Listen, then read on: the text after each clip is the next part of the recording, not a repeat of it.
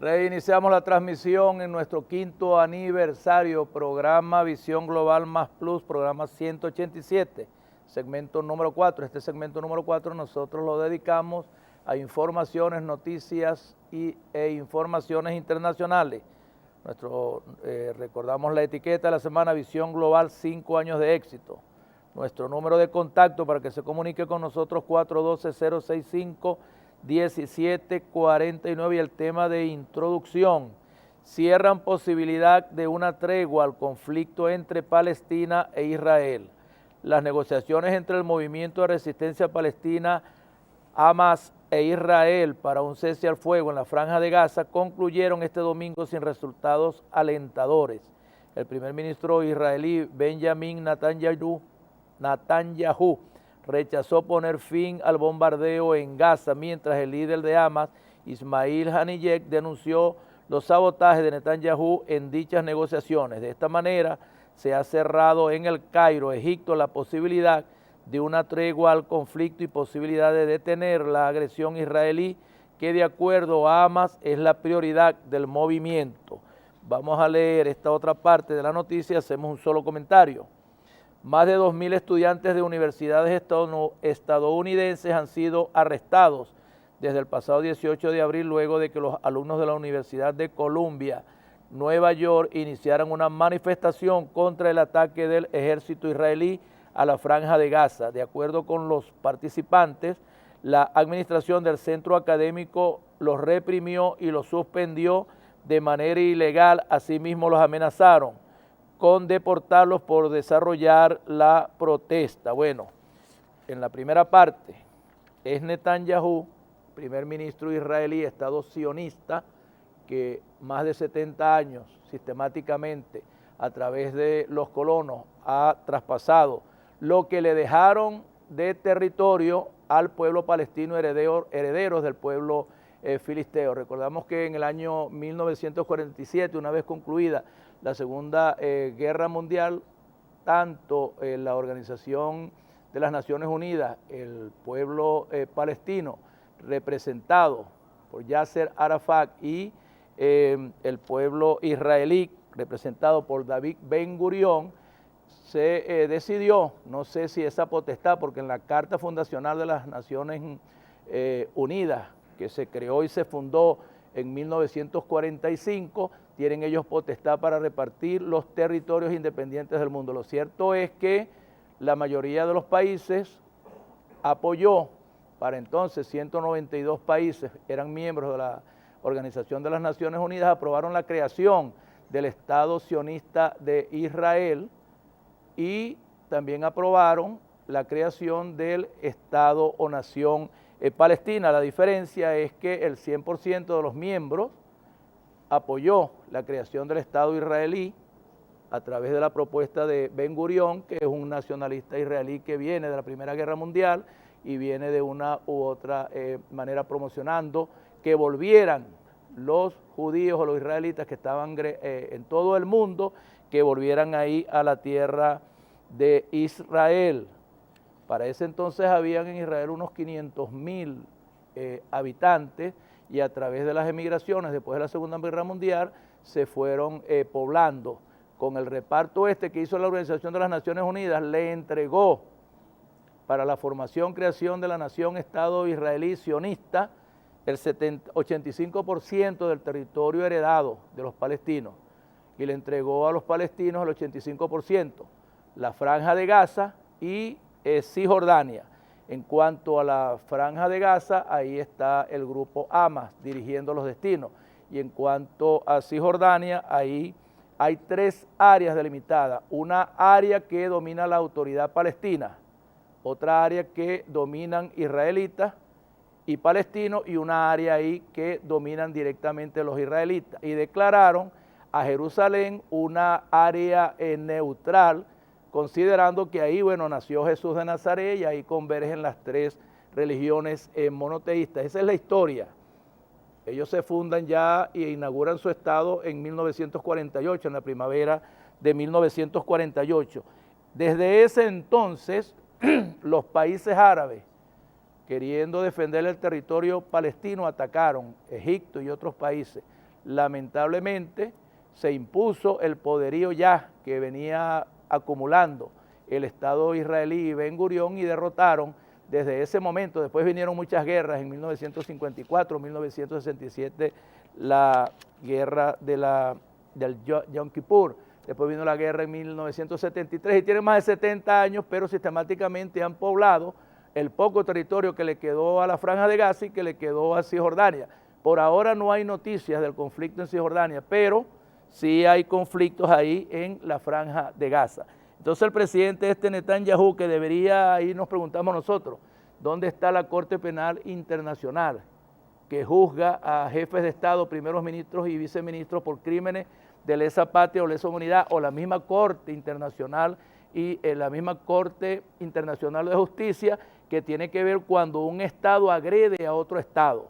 Entonces ya la Corte Penal Internacional debería ya de acusar por crímenes de guerra, crímenes de lesa humanidad a Netanyahu, y debería de acusar al Estado israelí, pero ahora los Estados Unidos dice que si la Corte Internacional de Justicia, la Corte Penal Internacional hacen eso, accionan contra el Estado sionista israelí que ellos protegen, que financian su guerra, o contra el primer ministro Netanyahu, entonces ellos van a tomar represalias, o sea, el policía, el juez y el fiscal del mundo, United States of America. Entonces se retiran de Egipto, no hay manera y dicen que no, va a haber paz, que no se va a detener la colonización, que no se va a detener el genocidio que le están haciendo con ese bombardeo a las 24 horas del día.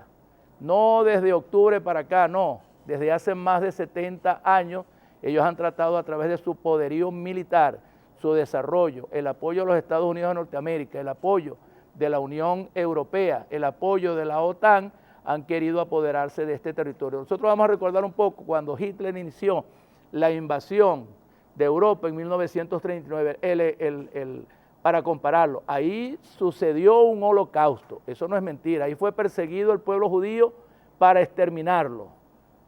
Hitler no fue ahí solamente por ocupar territorios, obtener riqueza, no, era un problema étnico, era un problema de la raza, y ellos querían exterminar, esa era la verdadera batalla. Esa era la verdadera batalla. Y hubo más de 6 millones de judíos que fueron deportados, fueron repatriados, murieron en campos de concentración, recibieron las peores de las humillaciones. Hombres, mujeres, niños y niñas los pusieron a trabajar forzosamente desde 1939 hasta 1945. Hay películas, hay testimonios, hay lecturas suficientes del holocausto. Bueno, ese es el holocausto que le aplicó Hitler ahí desde 1939 a 1945, es el holocausto genocida que ellos le están aplicando a la población argentina. Entonces nosotros tenemos que entender que el Estado israelí, su primer ministro, su fuerza armada que está sofisticadamente equipada como un ejército imperial como los Estados Unidos de Norteamérica, que acaba de recibir en la repartición de 95.000 millones de dólares el 33% de esa cantidad, en armas, en proyectiles, en aviones, en repuestos, en unidades militares de aire, mar y tierra. ¿Y para qué? Para un inofensivo ejército rebelde, Hamas, que lo que está haciendo es tratar de buscar la paz porque se está matando a toda la población palestina. Entonces nosotros tenemos que ver que los judíos lo que tienen es una venganza. Lo que le hicieron a ellos, lo que les hizo Hitler y las tropas alemanas y aliadas para sacarlos de ahí de Europa y exterminarlos, entonces no era una guerra. Ellos no tienen ahí una ocupación tal cual la tienen de la Franja de Gaza y Cisjordania, solamente por ocupar territorios o construir edificios o infraestructura, etcétera. No, están bloqueados hace más de 10 años. En Rafah no puede entregar, que es la frontera con Egipto, no pueden entrar alimentos, no puede entrar combustible, no puede entrar absolutamente nada. Por el mar Mediterráneo están totalmente bloqueados. No se les permite absolutamente nada. Que los niños, las niñas vayan a estudiar, que los adultos, que los médicos, bombardean infraestructuras civiles, hospitales, consultorios, clínicas, acabaron con toda una infraestructura eléctrica, de vías de comunicación. ¿Qué más quieren? Bueno, lo que quieren en verdad o su verdadero objetivo es el exterminio de nuestros hermanos palestinos. Ese es el verdadero objetivo de esa invasión, de esa guerra y de ese bombardeo. Felicito, por ahí viene ahora una noticia relacionada. No quiero adelantarme, pero ya el presidente Gustavo Petro decidió romper relaciones con Israel como deberían de hacerlo todos los países democráticos, cristianos, musulmanes, de cualquier religión, de cualquier raza, de cualquier color del mundo. Nadie, la Organización de las Naciones Unidas hizo un llamado y no valió, la Liga Árabe hace un llamado y no valió, allá en Argelia se hizo un llamado y no valió. ¿Dónde está el pronunciamiento de las grandes potencias del mundo? Nadie dice nada, porque eso está apoyado por los Estados Unidos de Norteamérica, apoyan a los israelitas, y lo que se está buscando es el exterminio, la muerte del último palestino, heredero de esos territorios milenarios como tal. Sigue el bombardeo, se paró el bombardeo contra Irán, le tuvieron miedo a Irán o no quieren provocar una guerra paralela, lo que sea, lo que pase. Lo que está sucediendo allá entre Israel y Gaza es el exterminio, es el genocidio, es el holocausto de nuestros hermanos y hermanas palestinas. Aquí yo tengo un balance, pero también es bueno ver la democracia consolidada de los Estados Unidos de Norteamérica.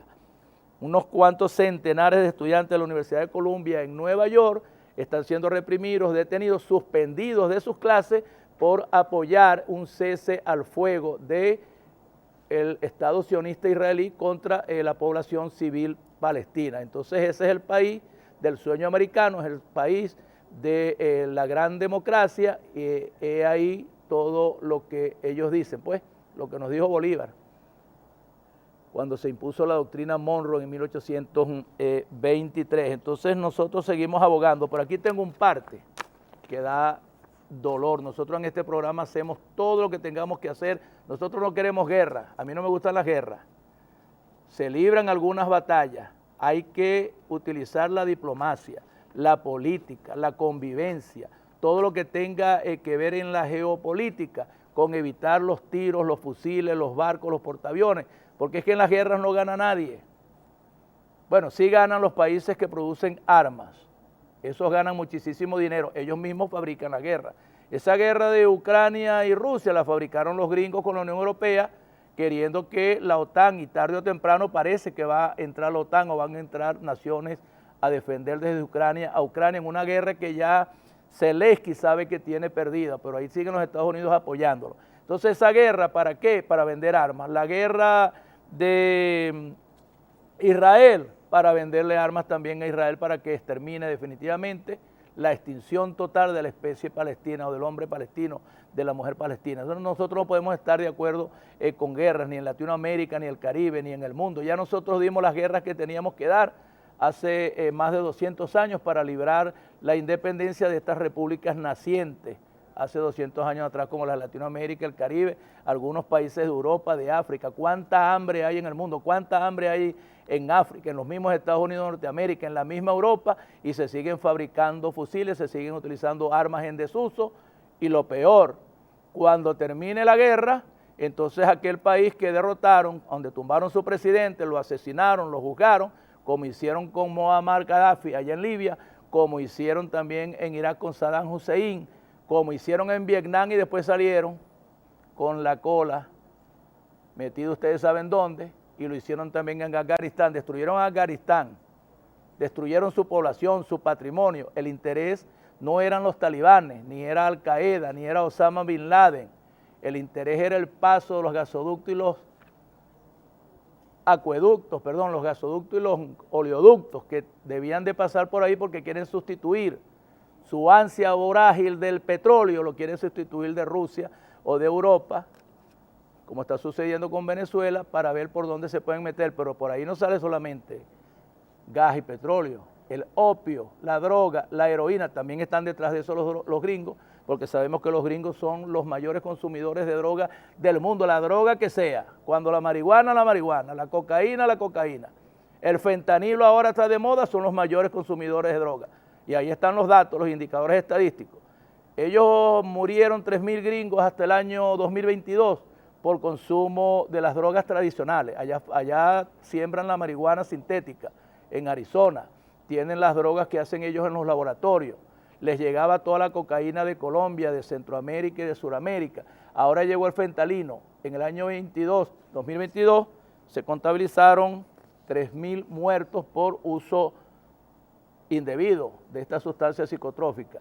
Pero en el año 2023 se contabilizaron 100.000 muertos, 100.000 norteamericanos, mayoritariamente negros, mayoritariamente hispanos, porque ese es un negocio para el mismo Estado criminal norteamericano, destruir su sociedad para que vayan drogados a esas guerras del mundo, que ellos crean, que ellos inventan, ¿para qué? Para vender fusiles, para vender proyectiles, para vender aviones, para vender helicópteros, alta tecnología armamentista, y terminan como en este sardo. Este es el sardo de la guerra que le tienen los Estados Unidos de Norteamérica, favoreciendo al Estado israelí para que acabe con la población palestina.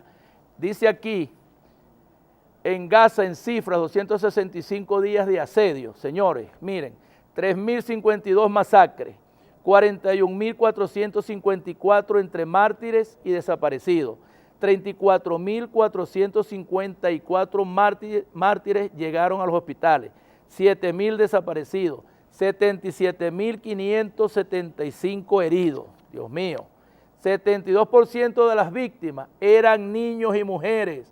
Aquí nosotros pusimos una periodista, una activista sionista israelí, dijo que había que matar a todos los bebés, a todos los niños. Bueno, se quedó pequeño. Herodes fue, el del 28 de diciembre, que mandó a matar a todos los niños porque nació Jesús de Nazaret. Bueno, imagínense ustedes, 72% de las víctimas, casi 35.000, son niños y niñas. ¡Qué crimen!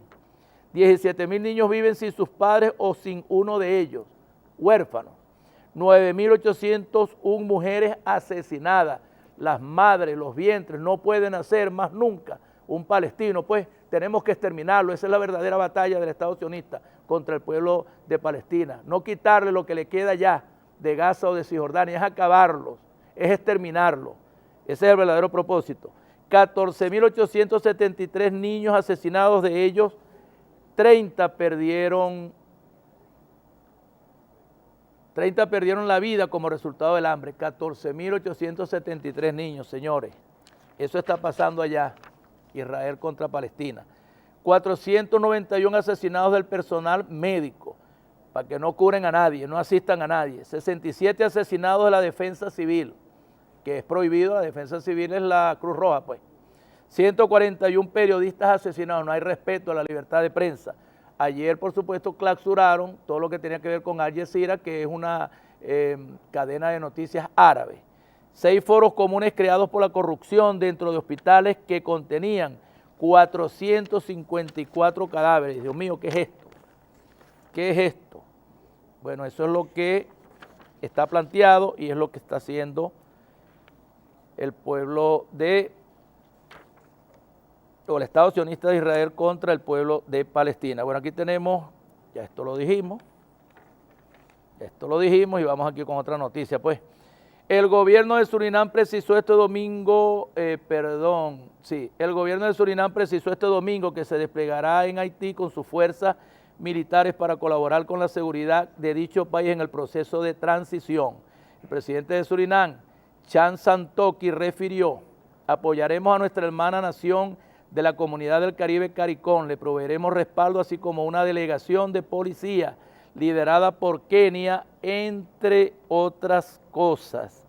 Pandillas en el país se aliaron para atacar comisarías, prisiones, oficinas públicas y el aeropuerto de Puerto Príncipe, y esta situación se agudizó en el mes de febrero. Asimismo, a finales de abril, el presidente Ariel Henry, tras la presión internacional y las fuerzas haitianas, renunció a su cargo como presidente, el cual no fue elegido democráticamente. De acuerdo a plataformas locales, ante esta inseguridad agravada desde finales de febrero, pasado, la Organización de las Naciones Unidas firmó una declaratoria de despliegue y respaldo militar en Haití. Bueno, ¿qué está pagando Haití? Ser la primera república independiente de Latinoamérica y el Caribe. Recuerden cuando la campaña de Bolívar, la campaña para entrar a Los Cayos por la mar, Margarita, y terminar ahí en el Congreso de Angostura, recibió todo el apoyo del general Petion, y será eso lo que Haití está pagando. Entonces la Organización de las Naciones Unidas, antes de enviar barcos cargados de alimentos para evitar la hambruna, Haití ha sido un país que franceses, norteamericanos, Unión Europea, se han peleado toda la vida. Su ubicación estratégica, aparte de ser una nación, una isla que vive asediada por los ventarrones, los huracanes, etcétera, terremotos, es una isla que comparte un territorio con República Dominicana, pero es la isla donde está la población o la segunda población más pobre del mundo, ni siquiera en África. Ahí están sufriendo los haitianos, ya han sido por supuesto invadidos por los cascos azules de la Organización de las Naciones Unidas y han sido también invadidos por los norteamericanos. Van allá, instauran un presidente títere, destruyen la infraestructura o la poca infraestructura sanitaria, portuaria de puertos que tienen y después vienen y se van, y en verdad hay pandillas que están organizadas, pero ¿quién financia esas pandillas? Los mismos Estados Unidos de Norteamérica financian las pandillas de Centroamérica, los llamados MARA, que funcionan desde la frontera de Panamá hasta la frontera con México. Ellos son los paramilitares que están formados por mercenarios norteamericanos para desestabilizar esos países, y si hay algún líder progresista, nacionalista, inmediatamente lo secuestran los maras y parece asesinado en cualquier frontera. Son los que se encargan de todo el tráfico de drogas, de todo el tráfico de armas y de todo el tráfico de personas que van por Centroamérica. El equipo de Costa Rica se lo entrega al de Nicaragua, el de Nicaragua se lo entrega a Honduras, el de Honduras a El Salvador a México, y en México allá los coyotes lo ponen en la raya de United States of America para vivir la pesadilla americana. Bueno, ahora aquí me extraña Surinam. Surinam es un país que forma parte de lo que es el macizo guayanés. Esa es la Guayana holandesa, la Guayana, el macizo hereditaria de nuestros pueblos originarios. Nosotros la sabemos y hemos conservado, y es la Guayana, ahora es el estado Guayana Esequiba, pero ahí está la Guayana venezolana, que es la Guayana Esequiba, ahí está la República Cooperativa de Guayana, que es la Guayana inglesa, y ahí está en Surinam, Paramaribo, capital, la Guayana holandesa o de Países Bajos, y al lado está la Guayana, la otra o la última parte de la Guayana que hace frontera con Brasil, que es Cayena, que es la Guayana francesa. Entonces, la Guayana se apoderaron 3 imperios de otrora, las hicieron repúblicas independientes, pero siguen teniendo influencia ahí. Venezuela es legítimo nuestro territorio, esos 159.500 kilómetros cuadrados de territorio de la Guayana Esequiba es de Venezuela y es de los venezolanos. Ya hay una legislatura ahí aprobada, una ley sancionada para el estado de la Guayana Esequiba. Que sigan los ingleses con su problema y que siga el señor Ali Arfan tratando de, con la Exxon, explotar petróleo, riqueza de nuestra Guayana. Esa Guayana es nuestra. Esos 400 kilómetros lineales de costa son nuestros. Todas las riquezas que hay en el área continental y en nuestras aguas territoriales son nuestras. Y entonces ahora Surinam, un país pequeño, tuve la oportunidad de ir a Surinam, conozco Guyana Inglesa, conozco la Guayana Francesa, y es un país muy pequeño. ¿Qué ayuda le puede brindar Surinam a Haití enviando tropas, acompañando a las tropas de Kenya, si es un país tan pobre como Haití? Haití vive mucho del comercio ilegal, del tráfico de drogas, del contrabando de combustible, igual que Surinam. Todo su negocio y toda su fortaleza económica está ahí al nordeste de Brasil con Belén y Fortaleza.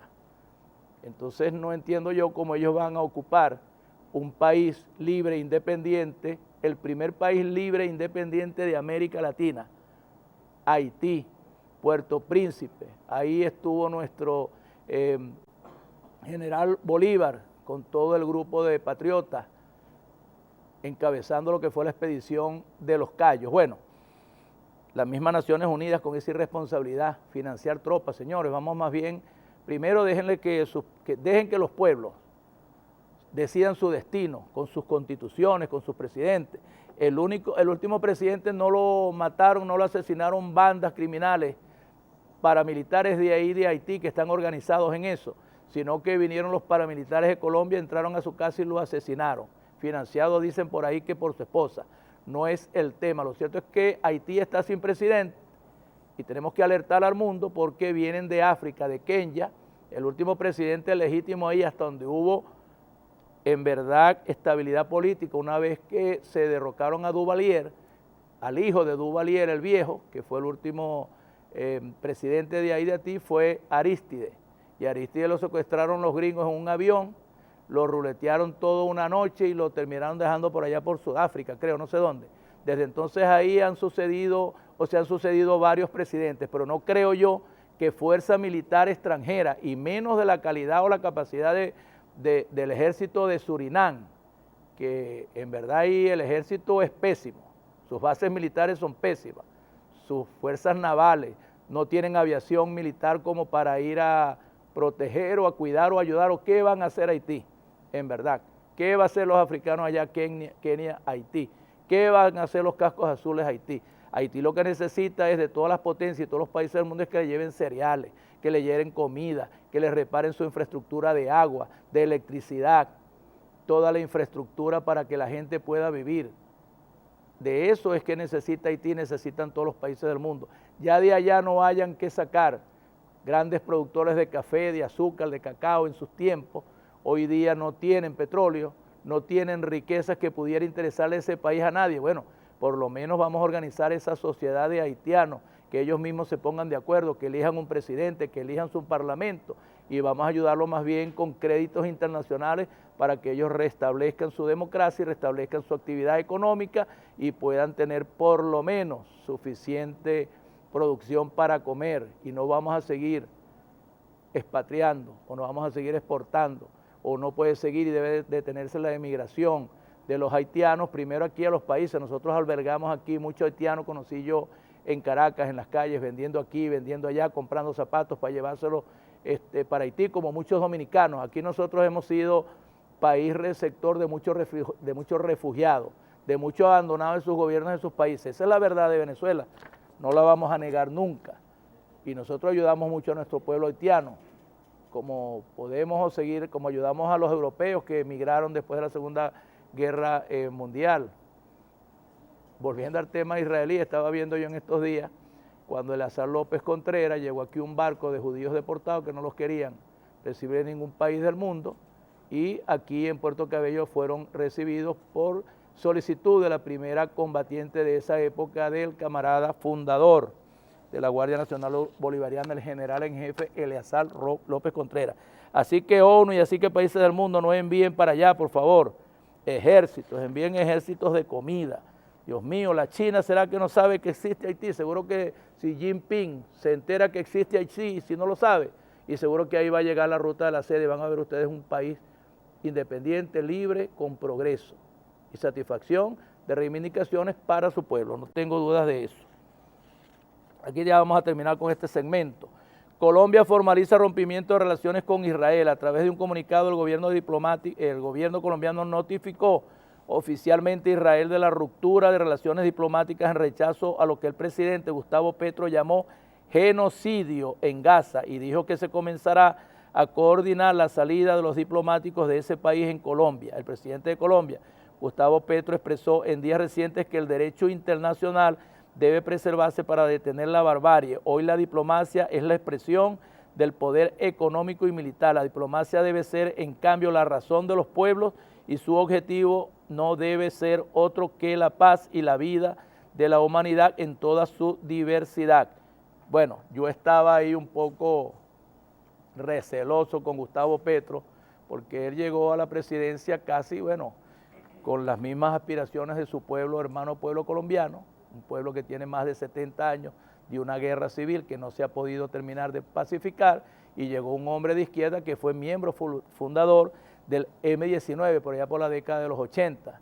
Después se ligó al narcotráfico, al cartel de Medellín, se deslastraron de eso. Él terminó siendo gobernador de Bogotá, fue inhabilitado, volvió a poder participar y ganó la presidencia de Colombia, y sus mensajes bastante elocuentes, bastante de la izquierda romántica, algo así, sin comparar demasiado como Andrés López Obrador de México.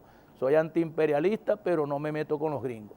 Soy anticolonialista, pero mantengo aquí los gringos en el Tratado de Libre Comercio de Estados Unidos, Canadá y México. Igual Petro es antiimperialista, es revolucionario, es de izquierda, se montó un fusil, estuvo en las montañas, asaltó el Congreso de Colombia, hoy día es un presidente electo con todos sus derechos constitucionales, pero tiene una política que no es la política que uno desea a veces de un hombre de izquierda. A mí me gusta Fidel Castro, Raúl Castro, Chávez, Maduro, Diosdado Cabello.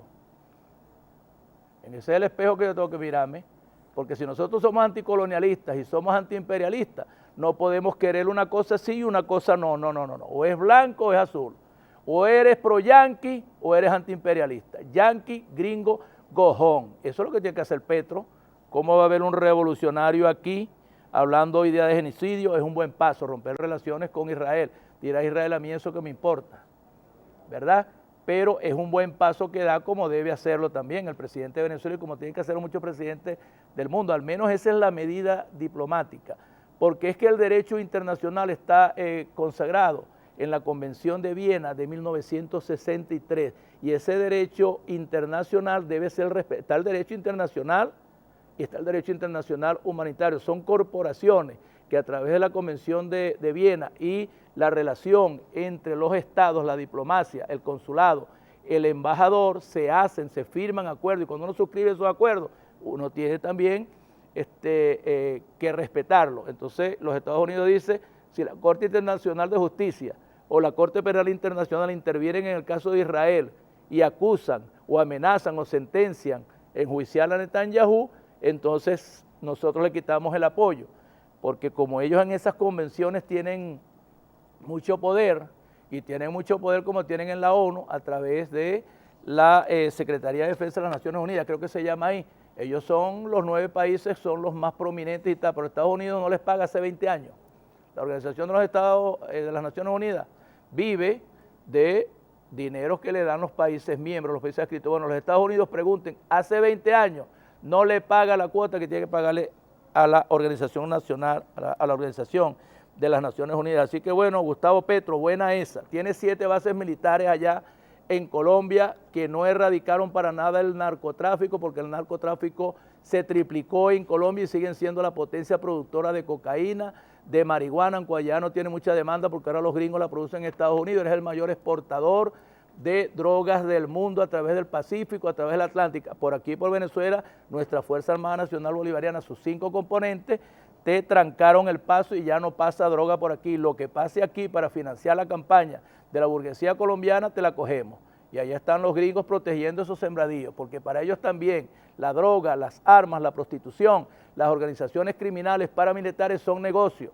Para nosotros los bolivarianos, los verdaderos hijos de Bolívar, herederos de esta patria libre y soberana, primero que todo nuestro pueblo, y segundo que todo, y después, bueno, toda la producción bendecida que tenemos aquí con todos los minerales y todo lo que tenemos. Entonces, rompes relaciones, dile a los Estados Unidos de Norteamérica, por lo menos, vamos a revisar la permanencia de esas 7 bases militares aquí regadas en todo nuestro país. ¿Qué vamos a hacer con eso? Chávez sacó aquí no solamente las bases militares que teníamos en el sur, las que teníamos ahí en Fuerte Tiuna, ahí estaban metidos los agregados militares de las embajadas de todo, aquí se fueron todos, se tuvieron que ir todos, porque de aquí venían con la inteligencia y la contrainteligencia y reclutaban los cadetes desde el primer año, desde que éramos aspirantes para llevarlos allá para la base militar de las Américas, allá en Panamá, era que se llamaba así, en Panamá era que estaba, no, en Panamá estaba el Comando Sur. Las escuelas de ahí las escuelas de las Américas, era donde se formó gente como los dictadores, los cóndores de Sudamérica en la época. El que quería ser dictador en Sudamérica, en Latinoamérica y el Caribe, lo que tenía era que pasar allá, después de graduado en Venezuela, ir allá a la Escuela de las Américas, a formarse, a adoctrinarse con los gringos y venía aquí entonces a acabar con todos los líderes revolucionarios. ¿Cuántos murieron desde la generación del 28, 1928? Después vino la caída o la muerte de Juan Vicente Gómez, Eleazar López Contreras, Isaías Medina Angarita, los adecos le dieron un golpe, vino entonces Rómulo Gallego, tumbaron a Gallego, Delgado Charbó, Pérez Jiménez, después Pérez Jiménez se fue, no fue que lo tumbaron. Después vino el pacto de Punto Fijo, llegó Chávez y mandó a parar. Esa es la verdad. Aquí sí, anticolonialista y antiimperialista. Presidente Petro siga usted gobernando, usted quiere terminar, no va a terminar de firmar los acuerdos de paz con el Ejército de Liberación Nacional porque infiltraron fuentes de inteligencia y contrainteligencia en las estructuras que estaban negociando con el Estado colombiano en Cuba. Y entonces los helenos se retiraron, volvieron a un nuevo ciclo de negociaciones y ojalá y Petro te toque a ti firmar la paz con los helenos, pero que se cumplan los compromisos, no como el tratado de paz que firmaron con las Fuerzas Armadas Revolucionarias de Colombia, Ejército del Pueblo, en 2016, que firmó ahí Timochenko con el presidente Santos, que hasta después le dieron ahí el título de la paz, el Premio Nobel de la Paz, y terminaron maquillando ahí en el Congreso porque en el plebiscito perdió el acuerdo de paz, lo maquillaron los uribistas y fueron a un tratado de paz donde se beneficiaron algunos, pero otros tuvieron que desmovilizarse, rearmarse y otros andan dedicados a la protección con los gringos de los grandes sembradíos de droga y otros andan rearmados en algunos sectores de los pueblos colombianos. Ojalá y le toque a Petro ese final feliz para que nuestro pueblo de Colombia, hermano pueblo de Colombia, herederos de la independencia de Bolívar y nuestros próceres, tengan definitivamente paz. Más de 70 años de guerra.